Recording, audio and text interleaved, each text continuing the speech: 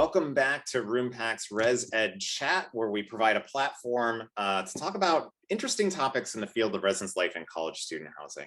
And I am pleased today to actually have a guest that comes from my undergraduate alma mater, which is SUNY Geneseo in upstate New York. So I'm both nerding out about what we're going to be talking about today, but also because I have an all-star guest from obviously the best institution in the country joining me today.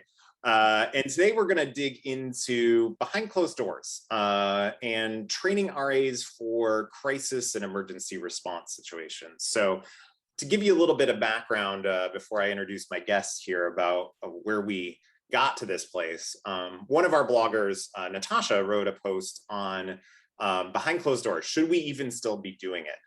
What is the point of it? Why are we doing it? How can we do this in a constructive way? And she believes that we can do it in a constructive way, but oftentimes the way that we design it and the way that we put it into our training might not really hit the outcomes that we wish, and potentially even do harm. So how can we do it well? And so I happen to be in the Residence Life Facebook group, posted that article.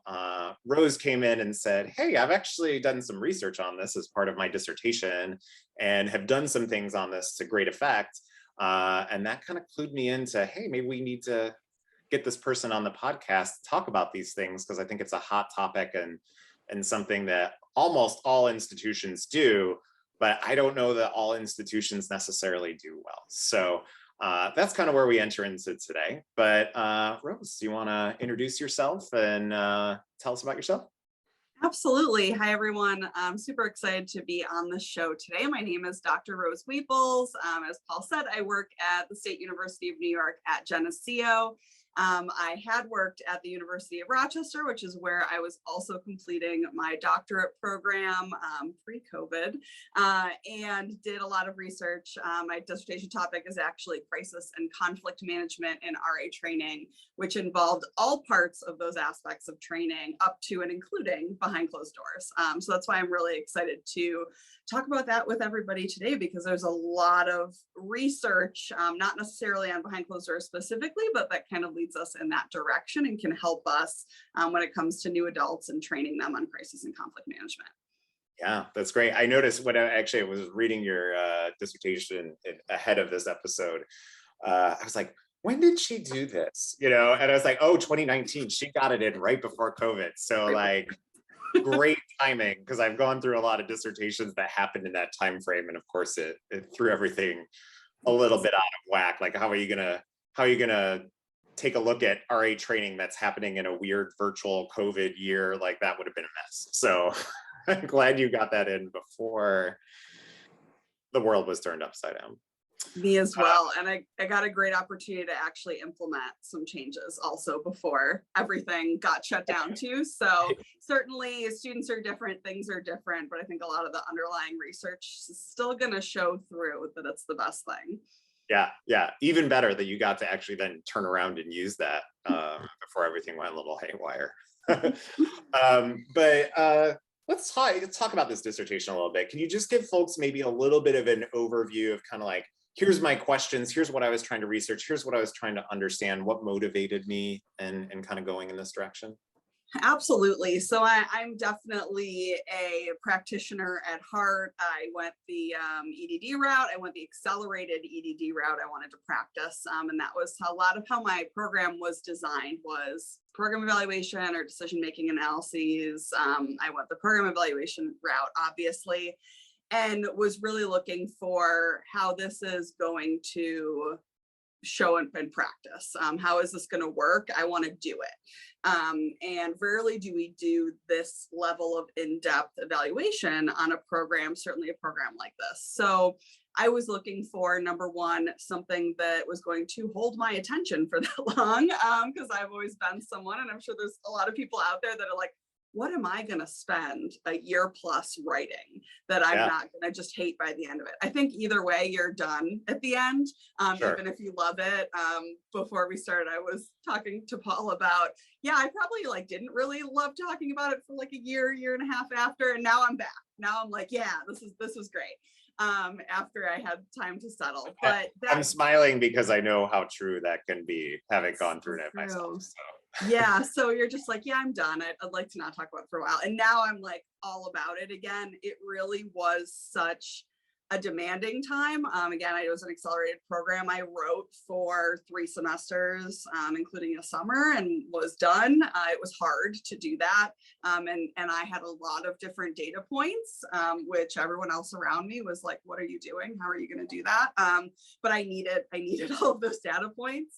And the institution that I was working at was really receptive to me kind of using that in our program. So that was something that I was really excited about. Like, not only can I research it, but I can do it. I can get data points from what we're doing now, do some research, and then next August you're going to hand it to me. Like, that's really exciting. I can actually see if what I did makes sense in the real world, and how that's going to come out the other end. So that was everything I could have wanted. There was a lot of different things that I was interested in, but actually having that kind of turnaround really appealed to me, of like, okay, I'm going to take this August. I'm in my program already. I'm researching. I'm going to ask them to do a couple extra data collection points for me. And then next August, I get to do it again. That sounds great. Yeah. Well, so what was that research question? What did you hone in on? What did you want to find out? Absolutely. So originally I went in and I really did just want to focus on behind closed doors. My advisors, not super familiar with ResLife, but had also indicated, hey, that's maybe a little too narrow. Let's broaden it up a little bit. So as we all know, behind closed doors is an amalgamation of a lot of trainings. This is the end point. This is the capstone, or it should be, of everything that you've learned. Go ahead and try it. So I did kind of broaden my scope to all of the crisis and conflict management that exists in RE training. So we're talking about incident report writing. We're talking about Title IX. We're talking about suicidal ideation. We're talking about those care conversations, mediations, even all of these things, anything that has any relevance. How does that go? What is the point of those things? Do they match up with the research? Are we training them well enough to be able to handle what we're asking them to do? And that was kind of the underlying basis for the questions that I had come up with. And there was a lot that goes into that. I think that we all kind of know that those are some of the things that we hope don't happen as frequently, but we spend a lot of time training. And there are folks that, we spend 3, 4, 5 hours doing a fire safety training or an active shooter training or a suicidal ideation training. Again, you're hoping that that doesn't come up, but in the event that it does, you feel like you need to spend a lot of your training component on that. And then we do practice. So that's kind of the basis for what I went in there with. So when I'm talking about crisis and conflict management, we're talking about everything from roommate mediations to suicidal ideation and everything in between. Yeah. I was, I guess as you were talking, I was like, well, we never actually said what behind closed doors is, right? Because I assume that if you work in residence life, you know what that means, right? Like, it is so universally used that you would always have been exposed to it in some kind of way. But I also don't know that I've ever read research as to this is how it should be. This is how it should be done well. Or even not even at the research level, any just documentation of it. I think it's almost like lore that is passed down. Like, oh, well, this is always done, or I did it as my institution. This is how it looks, and this is how it goes. And it always involves, returners playing actors for new RAs who are engaging in these scenarios, and kind of figuring things out as they go. One of the things that showed up in your dissertation that kind of struck me, which I saw as particularly true, was I think your student participants pointed this out, and it showed up in a few different places, that sometimes behind closed doors is actually where people learn how to do the crisis response, not the place where they practiced what they previously learned in training. In other words, that we're going to throw you into this behind closed doors, having never talked about how to counsel a student through suicidal ideation.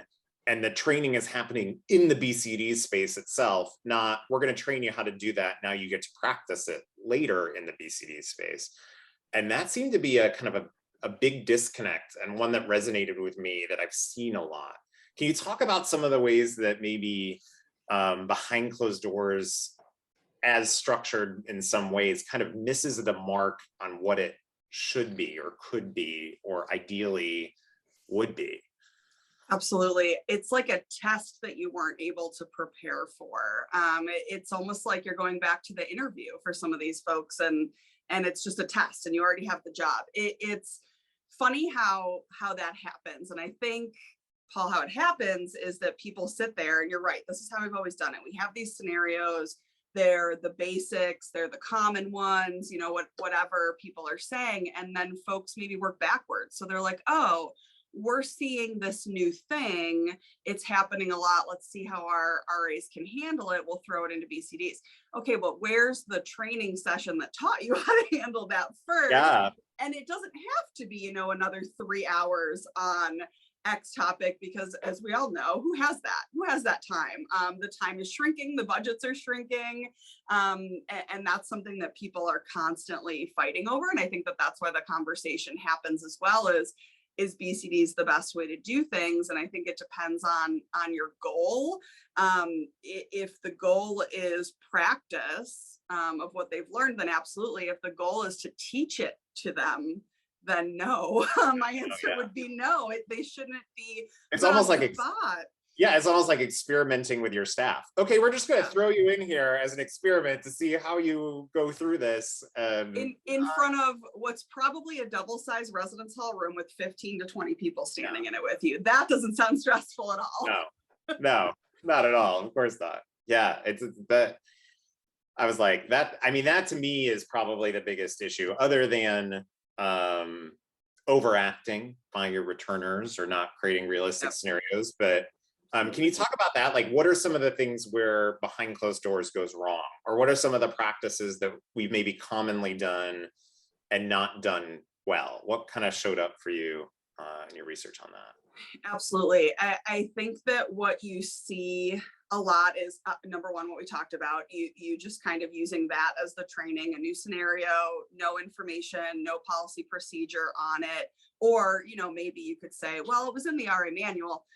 But again, we're almost through training, but have you given them time to sit down and read that? Was that an expectation? How long is it? Is that reasonable? Are they retaining that? What else have you thrown at them in the last 5, 6, 7 days that they're also not retaining?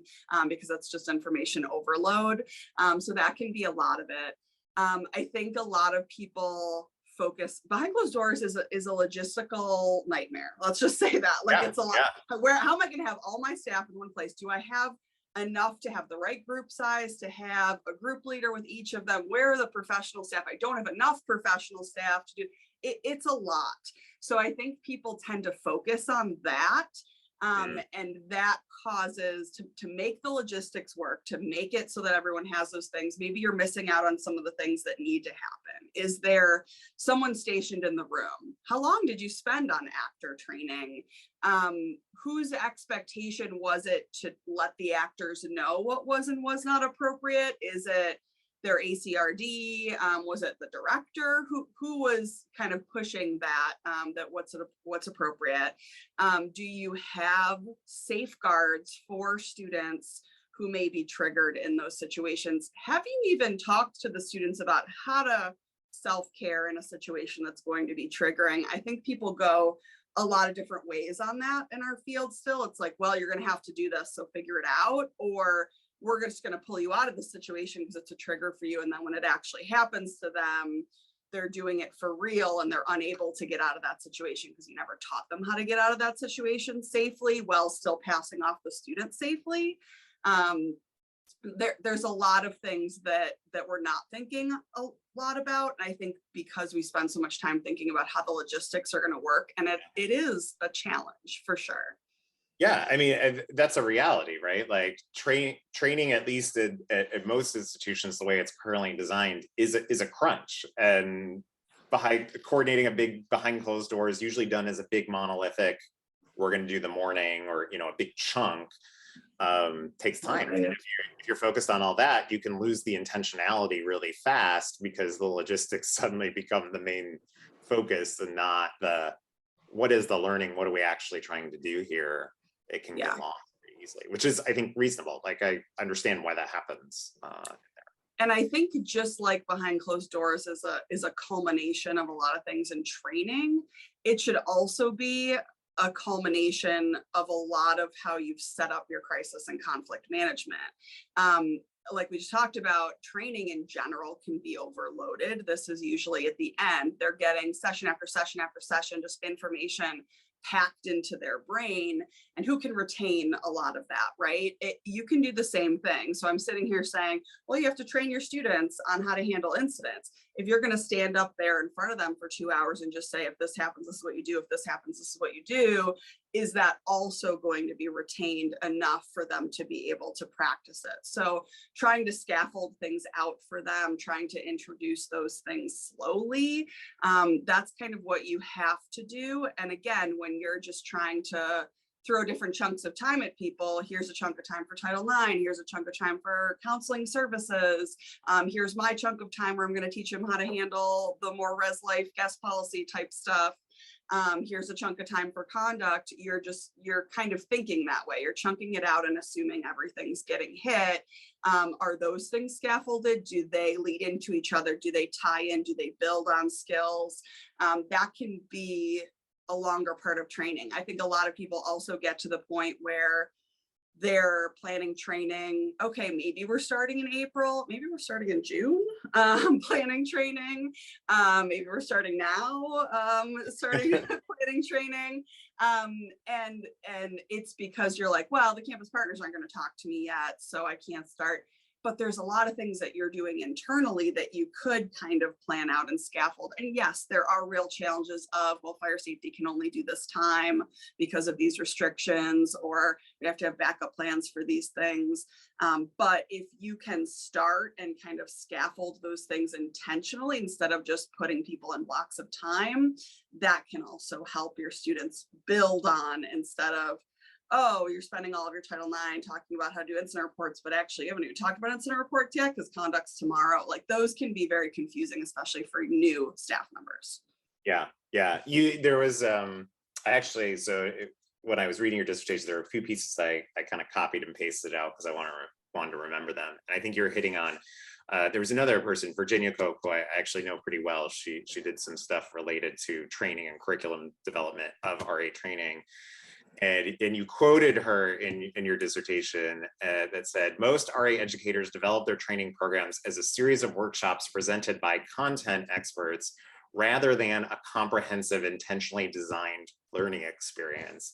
And to me, what you just described is exactly that, right? Like, of slotting in the pieces, but not, how does this fit together as a whole? Are we bringing these staff members on a journey where we're going to build pieces before we build on the next, and kind of do that scaffolding kind of experience that can sometimes very easily get lost in that training program. And then behind closed doors ends up just being another one of those chunks that's kind of sometimes disassociated from the things that happen before it. But yeah, that's the key. So I know that you did some, you were able to do this research, and then you could make some changes and do some things and put it into practice. Like, can you tell us a little bit about what you've done since doing this research and what you found success with, that if I'm, at a campus and I'm listening to this, I'm looking for ideas of how do I need to rethink this?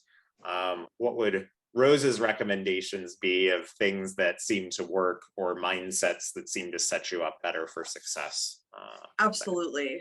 I think that there's a lot of pieces to that, and some folks that might be overwhelmed by what I'm going to say, but they're all important.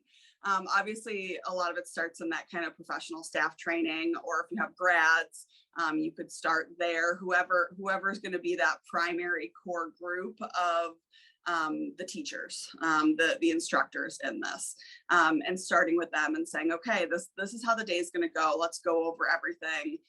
Here's who's been assigned each thing. One of the things that we did, we were lucky enough to have a good amount of professional area coordinators, a good amount of graduate RD level type folks, that each scenario for the two different, like we did like a level 1 and a level 2, like a little bit easier, a little bit more challenging, that each of those had a lead who was an area coordinator. So, okay, you have the party scene, and the lead was one of our associate directors, and the secondary was one of the RDs.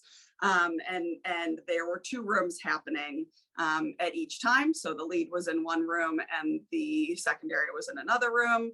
And that was kind of one of the great ways that functioned, was there was a lead person who was a little bit higher up, a little bit more invested, had a little bit more in the process. And even if the RD was new that year and just got this in training, they had someone that they could rely on to make sure that the debrief was going to go well, that they were going to do.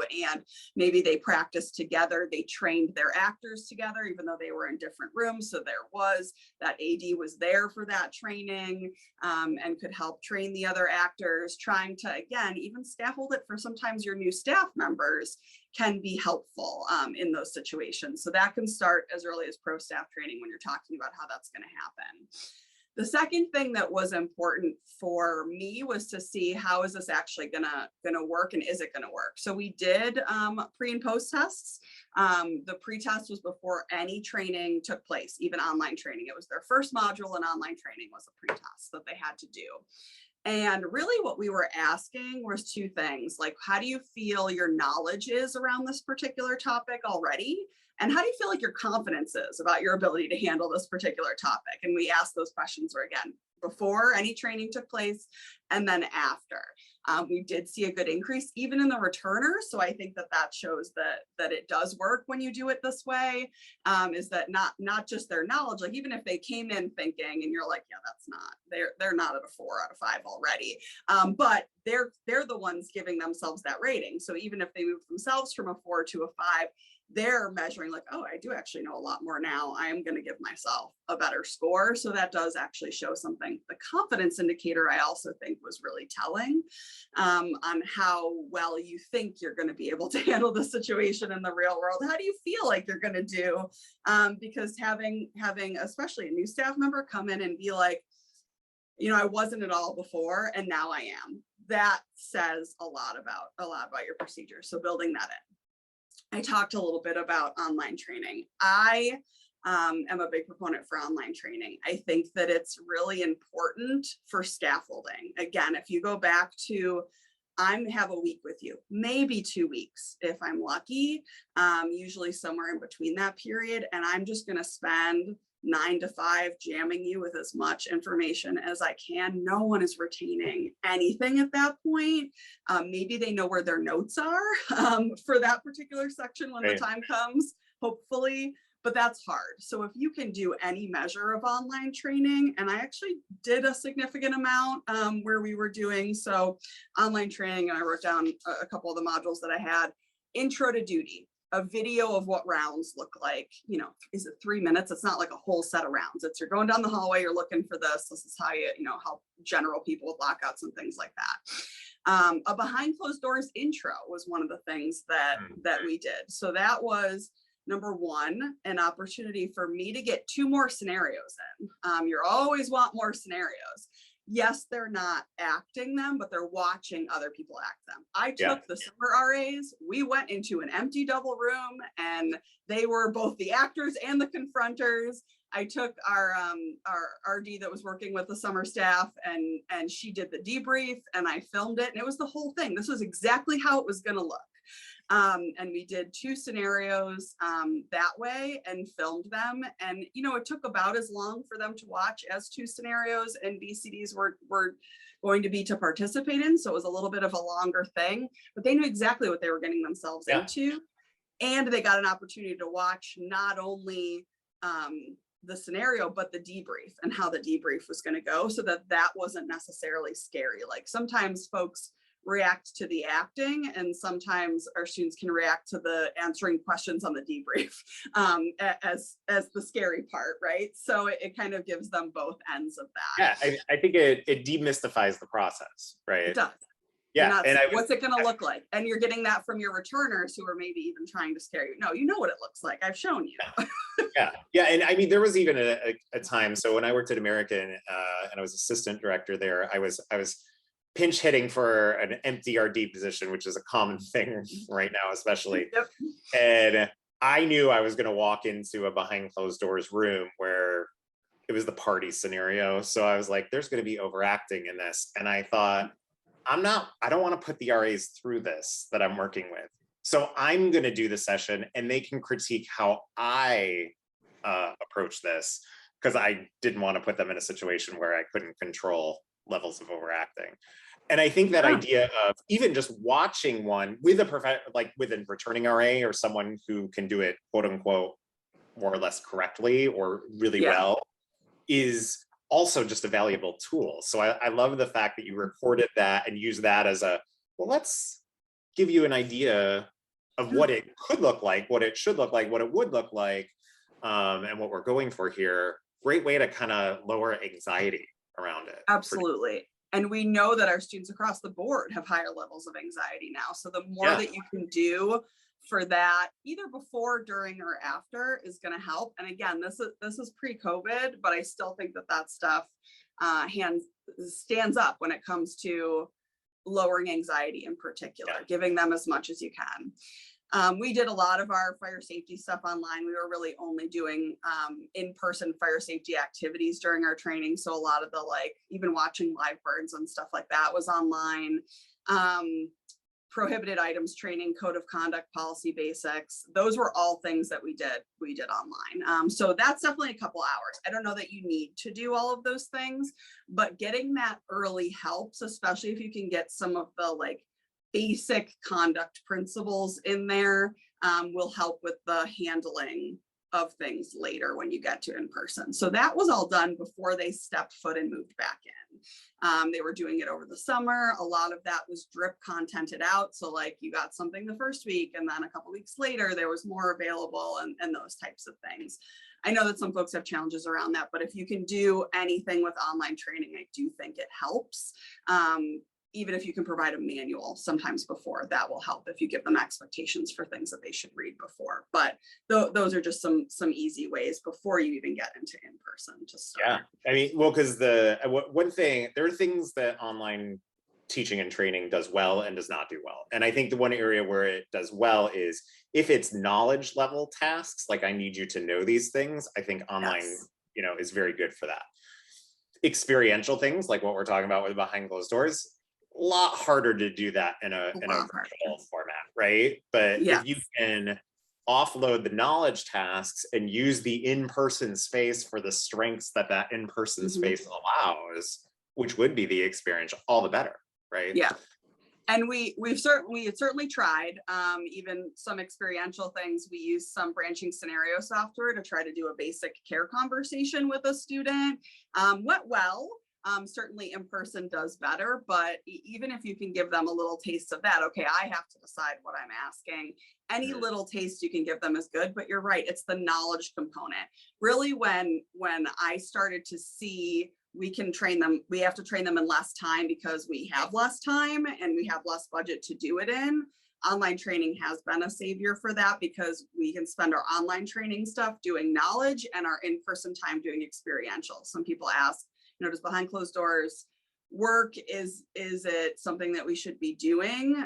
And if anyone wants to read my dissertation, role play training works for new adults, adults in general. Adult learning theory says role play training works for that age group. It's something that I believe we should be doing more of. It just has to be done sensitively and as well as you can, especially when you're dealing with those crisis and conflict components. I don't think anyone would maybe disagree with the fact that we could talk about programming all day long, but sitting down and actually planning programs in training helps get you a little further along. It's kind of a very similar thing. Doing it helps. Helps them learn, helps them understand, helps them work with the content a little bit better. But having the knowledge before is a great start. Yeah. Yeah. Well, let me throw you a curveball question because you got me kind of thinking about this now, right? Usually in most places where I've ever seen BCDs, like I mentioned, it's kind of a monolithic thing. Like we are now doing the BCD session and it is 3 hours and we're going to rotate through and go through all the scenarios. Do you think that should be split up? Should it be little bit of training, a BCD scenario, little bit of training, a BC, like, should it all, is it best to have it happen in a large chunk at typically the end of training? Or should that be broken up and it should be spread throughout? Would that be actually a better pedagogical way to approach it than as kind of this monolithic graduation kind of sort of activity, which is I think what it most often is? I think it loosens the anxiety around it, especially when it's not, because also think about the physicality and accessibility of standing and walking through residence halls all day long. Standing in a group, sometimes you can sit on the floor, not everybody can do that. I've had RAs even with broken limbs before going through BCDs and a rolling chair that we're bringing around with them. Like it can be very physical day as well. The actors, think about the actors. It can be challenging for actors to be in an emotional scenario for hours, even if they're the best actor you have, and the best story that you have. That can be really hard for you to have somebody in a suicidal ideation for 4 hours. Like that's exhausting and horrible. So giving them the opportunity, I think I've always liked it, you know, somewhat near the end, maybe a morning and then either an afternoon off, an afternoon doing bulletin boards, an afternoon doing something else. And then maybe coming back and doing either another morning or maybe an afternoon on the second day. But if you can kind of incorporate role play training all along, honestly, I think that that's your best bet. It doesn't have to be BCDs. It can just be, here's the next role play that we're doing, and it's crisis and conflict management based. But we've already done the fire safety emergency procedure stuff. We already did more like what to do in a program, like no one shows up to your program one. We've already done those. We've already done this tabletop, this thing, and this is just the next one. I think that lessens the anxiety significantly. Yeah, that's great. I think experiential learning is probably one of the keys to this whole thing, whether it's in the format of a BCD or something similar with role play or things like that. It's the way to go. So, and then we kind of move into the in-person training, right? You have your typical slotted in workshop scenarios. Yes, you're probably still going to need to do those. Certainly there are some folks who need to have time with your staff, obviously. But when it came to BCDs, here's what I was doing. We did like a protocol training. So we made, again, I talked about this before, this is kind of a culmination of your procedures as well. So what we had gotten to the point of was we had a 1-page, double-sided, these are different scenarios. Level 1 are the pretty easy basic ones. They all have a similar response. Level 2, little bit more, all have a similar response. Level 3, similar response. Level 4, similar responses. So whether that response is just writing an incident report or calling the person on duty or calling university police first, like those types of responses. And that's how they were grouped, is if this is happening, here's what you do. You just go over, and everything in this box has the same response. Yes, maybe you're talking differently to people, you're having different conversations, but your protocol and procedure, who you need to call, who you need to notify, what you need to write, is the same for this section. So that was a scenario where I was handing that out and I was kind of going over those. And a lot of the, we're talking level 1s are general noise violations, lockouts, things like that. And then we're talking level 4 was like, there was a bomb threat or an active shooter or a student death, like something significantly, and then there were levels in between. And we would kind of go over that. Okay, do folks kind of know what they would do for each one of these things? Do people understand what I mean when I say incident report or call the person on duty? And we would go over those. I would also had a little cheat sheet about the do's and don'ts of incidents, things like don't touch anybody, don't touch anything, always ask for ID, like those types of basic do's and don'ts. A very kind of easy session. I actually did that one myself that year with all the new RAs. While I was with the new RAs, everybody else was with the returners. So, and they were doing their actor training, and we talked about before, we had like the scaffolded pro staff. So everyone who was in the party session, who had the AD and the RD, and they were in 2 different rooms, they were all together. We also had the director come in at the start of that and lay down expectations and talk about some of those maybe hazing behaviors that were inappropriate. Talk about the fact that there was going to be someone stationed in the room with them for their entire period of time. So that's how we set it up. So that our AD that I was talking about, he would sit in his party room for that entire time. And if there was something that needed to be tweaked, they had a few minutes in between. John, you went a little bit too far this time. I need you to pull it back. Or they would stop a scenario in the moment and redirect if they needed to. The other staff that we had, which we used a lot of our grad staff for, but we didn't have enough. So we did have to pull some 3rd-year RAs, some like really senior RAs. We picked them very specifically. These were folks that we knew could handle this task, were group leaders. So they led the groups around. And they had an opening script that was written that was supposed to kind of set the tone before they go up. They did introductions. We had all of that kind of laid out for them. This is how you're going to get to know your group pretty quick, do a little boundary breaking, set the scene, and then you're going to go up and you have to be at your first room by this time, and here's your schedule. They had a rubric for each person that was in their group that they were filling out as they went. And the in-room person also had a rubric that they were doing for each person that handled each situation. So that person only got to see a snapshot, but it was also usually a higher level staff member, an area coordinator, an RD, an AD, even in some cases. Sometimes campus partners, we did have some of our care folks, some of our counseling folks, some of our Title IX folks, some of our conduct folks in some of those higher level rooms in our higher level day. They would be giving rubrics as that snapshot. This is how this person did. And then the group leader, the nice part about their rubric was, while it was the same, they could show over time. So this person, this was their first situation. They were really nervous. They didn't do great. Here's the things they didn't do great on. By their 3rd scenario, here's where we are. And I'm super impressed with X, Y, and Z. They were able to kind of show over time how that person was improving, which ended up being a lot more helpful to the supervisor, because you just got a stack of rubrics from the people in the room that we had to all separate before. You don't necessarily know which ones they handled first, which ones they handled last. Was it just the scenario that they're struggling with, or was it just because it was their first one? Those types of things were stuff that you didn't quite know before. So being able to do that made it a lot easier for the staff member to give feedback.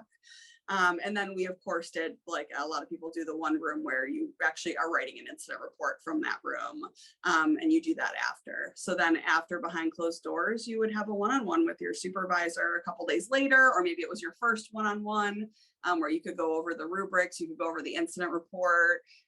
Here's the things you need to fix by your incident report. Let's talk about how behind closed doors went, all of those things. The only other thing that we built in was that kind of trigger help, because we do know that that's so common. So we did a few things. A lot of people do like the scenarios on the door, and they have to read, like, you're just walking down the hallway and it's on duty and it's this time, and that's all you get, or sometimes you get a little more.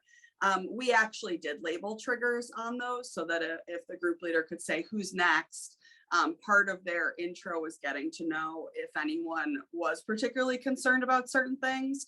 We also delegated a staff member to be out in the hallways where we were doing stuff, so that if someone had to leave, the group leader and the in-person ones weren't the ones who had to leave. Someone else could leave and still get assistance from a staff member, still be kind of counseled through whatever needed to happen, but the other folks could still continue their work. And we had kind of a safety net for anyone who did have to leave a room and continue on later. So, and then part of our overall debrief was, hey, everyone has something that they have a struggle dealing with. How do you, like we talked about before, how do you get yourself to a safe spot, and as gently as possible hand off the person to someone else to be able to get the help that they need, so they don't feel like you're like, I can't handle you, I have to go, but also you're taking care of yourself. And we talked about that very really. And that was also a good time for the staff to kind of self-identify to each other if they wanted to, that they might need help with certain things if it came up on their floor. And then their co-RAs, if they just wanted to share it with their co-RAs or they wanted to share it with their whole staff, they had the ability to do that if they wanted to, so that they could just come up to someone and say, it's one of those things, or maybe they have a code word and the other person would just take over and know, and they didn't have to say anything else, and the person could go and do their self-care routine at that point. Wow, chock full of tips. A lot. Yeah, I mean, that's why it's your dissertation, right? Yeah. As we kind of reach towards the end of our time here, is there any kind of like final thought that you wanted to leave people with, like something where you're like, this is your guiding light when you go through this, or here's the one thing I think is most important for you to keep in mind? Yeah, I think that it's the intentionality component. Yeah. So we think about everything. Think about the students who you're worried about having anxiety. Think about how you're debriefing. So a lot of people, we'll go back to the party scenario. A lot of times that is where some of our issues happen. We see some overacting, we see some things. How have you laid out what the actors are supposed to be doing? Have you assigned each actor to a specific thing? And then maybe they have the ability to switch with the permission of the in-room professional staff. How are you debriefing that? The one year that I sat in the party room, I specifically started off my debrief by saying, I want you to know that you did great in that scenario. I also want you to know that this is actually 3 different things put together, and there's a reason for that. And here's what the reason is. You're rarely going to have all 3 of these things at once, but we wanted to see how you were going to prioritize, because prioritizing is really important when there is a lot going on. So if you start off by saying that, a lot of them are like, okay, great. Like they're not leaving thinking, oh my God, every party incident's gonna be like this. This is horrible. I can't do this. What did I get myself into? That's not how you want them to leave feeling. And even if the situation did go well and how it was supposed to, sometimes they do leave feeling like that. So even thinking through how you're debriefing, are there things that you need to set up in the debrief or say to help someone through that situation? Or even outside, is there something that the group leader needs to set up or say before choosing who goes into that situation? Are they just choosing? Do they know a little bit about the people? Even how you're putting folks into groups. Are you putting them based on staff? Are you just putting them randomly? What's the best way for your organization to do that? Sitting down and thinking through each one of those steps, and not just doing it the way that it's always been done. That's something that we hear a lot in the field. Well, it's always been done that way. And BCDs is so overwhelming, I think, professionally for staff who are like, okay, here's training. And you take a look at all these schedules and all these things. And you're like, oh my God, there's so many. I just have to like plug and play all these RAs, and that's already too much. I can't possibly think about redoing it. Take a step back and try to figure out like what's going well. What am I seeing? I think sometimes in our field, the first reaction is BCDs isn't going well, so let's scrap it and do something else next year. Is that the answer? Because we do know things like experiential training works for new students, and not necessarily BCDs is a best practice, but are there better practices within BCDs that we can work through and make our process better? There's no such thing as a best practice, but there are better practices, and we learn more about those as we go. Yeah. Iterating that is probably the best way to go, because I don't know that anyone, and students change, right? Like, yeah. New issues emerge, things like that. It's something that it's maybe not the whole enterprise that you need to completely throw out, but you need to constantly be iterating and improving that through time. Absolutely. Well, thank you so much for joining us today. I think there's just a ton here. I mean, we could go on forever on it probably as well. For those of you who are interested in this topic, we will include some additional resources in the show notes. So if you want to dig into this a little bit deeper and talk about it with your own staffs or your other professionals that you know, there's the opportunity to do so. So thank you so much, Rose. I appreciate you spending some time with us, and we will see everyone on the next episode of Roompact's ResEdChat. Thanks, everyone. Great, thanks.